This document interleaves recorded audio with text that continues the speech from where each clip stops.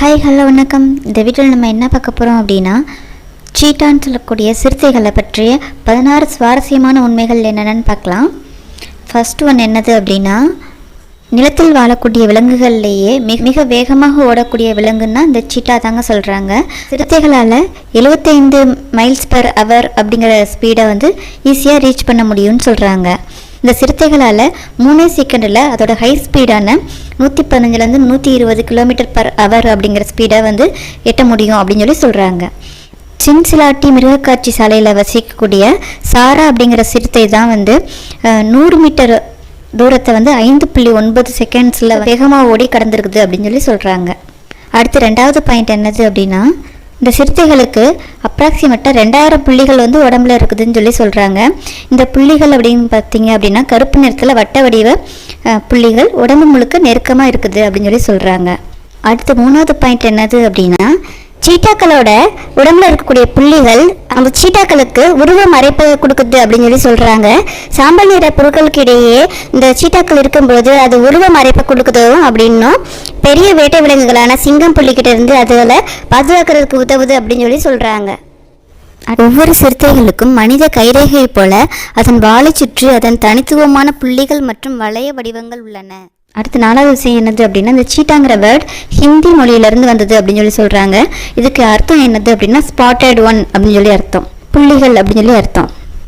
அடுத்த ஐந்தாவது விஷயம் என்னது அப்படின்னா, இந்த சீட்டாக்களோட சோசியல் அணுகுமுறை தான். இதில் ஆண் சீட்டாக்கள் 2 அல்லது 3 ஆண் சகோதர சீட்டாக்கள் ஒன்றாக இணைந்து ஒரு எல்லையை உருவாக்கி அந்த எல்லையை பாதுகாக்குது அப்படின்னு சொல்கிறாங்க. இது அந்த சீட்டாக்களுக்கு வேட்டையாடுறதுக்கும் உதவியாக இருக்குது அப்படின்னு சொல்கிறாங்க. அதுக்கு அப்படியே ஆப்போசிட்டாக பெண் சீட்டாக்கள் பார்த்தீங்க அப்படின்னா, தனித்து வாழக்கூடிய விலங்குகள். இனச்சேர்க்கையின் போது மட்டும்தான் மற்ற சீட்டாக்களோட தொடர்பு கொள்ளுது அப்படின்னு சொல்கிறாங்க.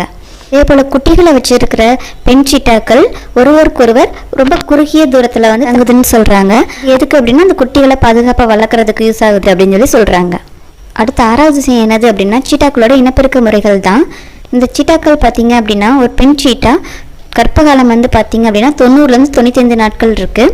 இதில் 2 to 8 குட்டிகள் வரைக்கும் அதனால் ஈன முடியும் அப்படின்னு சொல்கிறாங்க. இந்த குட்டிகள் பிறக்கும்பொழுது ரொம்ப எடை குறைஞ்சிருக்கிறதுனால ஈஸியாக வேட்டையாடப்படும். அதில் மிஞ்சி இருக்கிறது 2 அல்லது 3 குட்டிகள் தான் மிஞ்சி இருக்கும் அப்படின்னு சொல்கிறாங்க. இந்த சிறுத்தை குட்டிகள் பார்த்தீங்க அப்படின்னா தூசி படர்ந்த சாம்பல் நிறத்தில் நீண்ட கூந்தல் முதுகில் இருக்கிற மாதிரி இருக்கும் அதோட அப்பியரன்ஸ் அப்படின்னு சொல்கிறாங்க. பார்ப்பதற்கு சில நேரம் ஹனி பேச்சர் போல இருக்குது அப்படின்னு சொல்கிறாங்க. சிறுத்தையோட குட்டிகள் மேண்டில் அப்படின்னு அழைக்கப்படுகிறது. சிறுத்தை குட்டிகள் பார்த்தீங்க அப்படின்னா 12 இன்ச்சு தான் நீளம் இருக்கும். அதே போல் 0.75 பவுண்டு தான் எடை இருக்கும் அப்படின்னு சொல்கிறாங்க. 6 வாரங்களுக்கு பிறகு இந்த குட்டிகள் வேட்டையாட அளவுக்கு வலுப்பெற்றவுடன் தாய் சிறுத்தையோட சேர்ந்து உயிருள்ள இறையை கொல்றதுக்கு பயிற்சி மேற்கொள்ளப்படுது அப்படின்னு சொல்கிறாங்க. அடுத்து 7வது விஷயம் என்னது அப்படின்னா, அதோட ஒலி எழுப்பும் திறமை தான். இந்த சீட்டாக்களுக்கு கர்ஜிக்கும் திறன் கிடையாது அப்படின்னு சொல்கிறாங்க.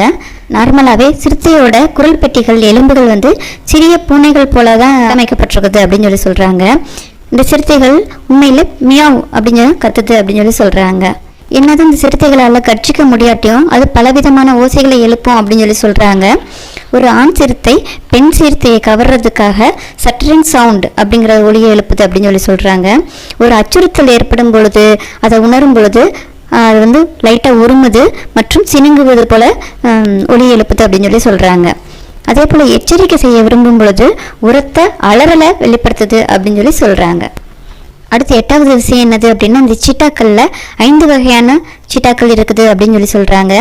ஆசிய சிறுத்தைகள், வடமேற்கு ஆப்பிரிக்க சிறுத்தைகள், சவுத் ஆப்பிரிக்கா சிறுத்தைகள், சூடான் சிறுத்தைகள், டான்சானியா சிறுத்தைகள், இதுதான் அதோட 5 வகைகள். அடுத்து 9வது விஷயம் என்னது அப்படின்னா, இந்த சிறுத்தைகளோட பார்வைத்திறன் தான். இந்த சிறுத்தைகள் மிகச்சிறந்த பார்வைத்திறன் கொண்டிருக்குது அப்படின்னு சொல்கிறாங்க. அதோட இறையை 3 மைல் தூரத்தில் இருந்து கூட அதனால் ஈஸியாக கண்டறிஞ்சு அதை துரத்த இந்த பார்வைத்திறன் உதவுது அப்படின்னு சொல்கிறாங்க.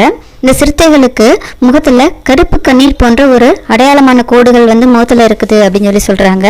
இது எதுக்காக அப்படின்னா, இது பளபளக்கும் சூரிய வெளிச்சத்தில் அவைகளோட பார்வைக்கு தடையாக இருப்பதை தடுக்குது அப்படின்னு சொல்கிறாங்க.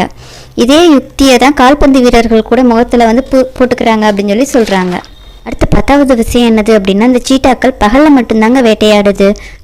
அந்தி மற்றும் விடியற்காலில் மட்டும்தான் வேட்டையாடுது அப்படின்னு சொல்கிறாங்க.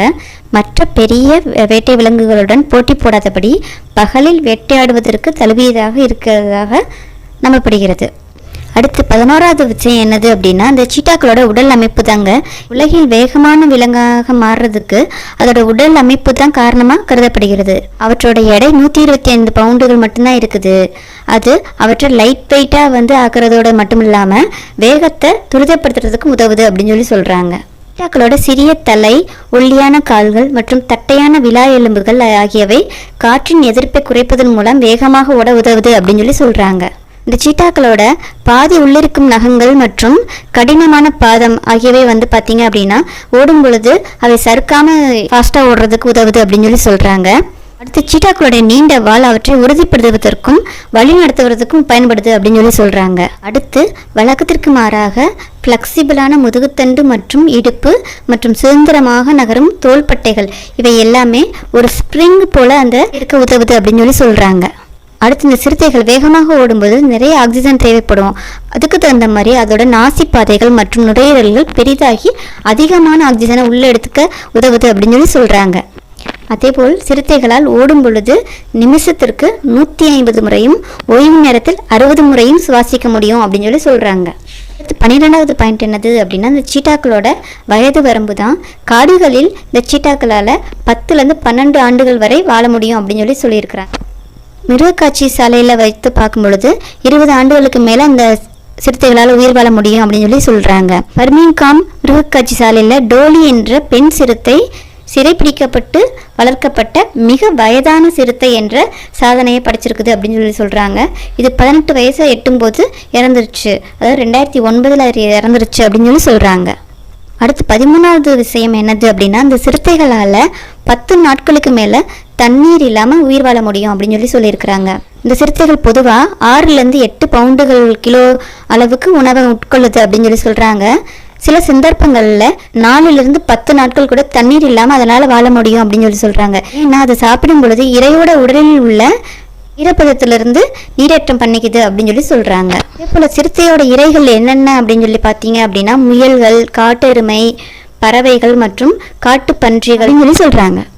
அடுத்து 14வது விஷயம் என்னது அப்படின்னா இந்த சீட்டாக்களால் நேச்சுரலாகவே மரம் ஏற முடியாது அப்படின்னு சொல்கிறாங்க. பெரிய பூனை குடும்பத்தில் இருந்தால் கூட இந்த சிறுத்தையை மரத்தில் பார்க்குறது ஒரு அரிதான ஒன்று அப்படின்னு சொல்கிறாங்க. இந்த சிறுத்தைகளுக்கு நாய்களை போல் உள்வாங்க முடியாத நகங்கள் இருக்கிறதுனால மரம் ஏறுவதை அது கட்டுப்படுத்துது அப்படின்னு சொல்கிறாங்க. இருந்தாலும் எப்போதாவது அது மரத்தில் சென்று சுற்றி இருக்கிற காட்டுப்பகுதியை அது நோட்டமிடுது அப்படின்னு சொல்கிறாங்க.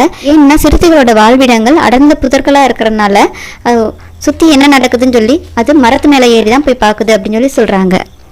அடுத்து 15வது விஷயம் என்னதுன்னா சிறுத்தைகளை பற்றிய நம்பிக்கைகள் தான். பண்டைய எகிப்தில் சிறுத்தைகள் பெரும்பாலும் பாரோக்களால் செல்ல பிராணிகளாகவும் வேட்டையாடும் தோழர்களாகவும் வளர்க்கப்பட்டதாக சொல்கிறாங்க. இது ஓவியங்கள் மற்றும் சிலைகளில் சித்தரிக்கப்பட்டதை காண முடியுது அப்படின்னு சொல்கிறாங்க. அது மட்டும் இல்லாமல் சிறுத்தையோட வேகம் பாரோக்களின் ஆன்மாவை மறுமைக்கு அழைத்து செல்லும் அப்படின்னு ஒரு நம்பப்பட்டதாக சொல்கிறாங்க. அதனால் அதில் உரிமையாளர்கள் இறந்த பிறகு அவர்களோடு சேர்ந்து இந்த சிறுத்தைகளும் புதைக்கப்பட்டன அப்படின்னு சொல்கிறாங்க. அடுத்து 16வது விஷயம் என்னது அப்படின்னா இந்த சிறுத்தைகளோட பாப்புலேஷன் தான். உலக அளவில் இந்த சிறுத்தைகளோட எண்ணிக்கை பார்த்திங்கன்னா 7100 வரைக்கும் தாங்க இந்த சிறுத்தைகளோட எண்ணிக்கை இருக்குது. விவசாயத்திற்கான வாழ்விட மாற்றம், சட்டவிரோத வேட்டையாடுதல் மற்றும் இறை விலங்குகளின் இழப்பு ஆகியவற்றின் காரணமாக அவற்றின் எண்ணிக்கை மிக குறைஞ்சிருச்சு அப்படின்னு சொல்கிறாங்க. இவ்வளோதாங்க சீட்டாக்களை பற்றின சுவாரஸ்யமான தகவல்கள். இதில் உங்களுக்கு எந்த தகவல் பிடிச்சிருந்துச்சு அப்படின்னு கமெண்ட்ஸில் சொல்லுங்கள். இந்த வீடியோ உங்களுக்கு பிடிச்சிருந்துச்சுன்னா லைக் பண்ணுங்கள், ஷேர் பண்ணுங்கள், கமெண்ட்ஸ் பண்ணுங்கள். மறந்துடாமல் சப்ஸ்கிரைப் பண்ணுங்கள். தேங்க்யூ.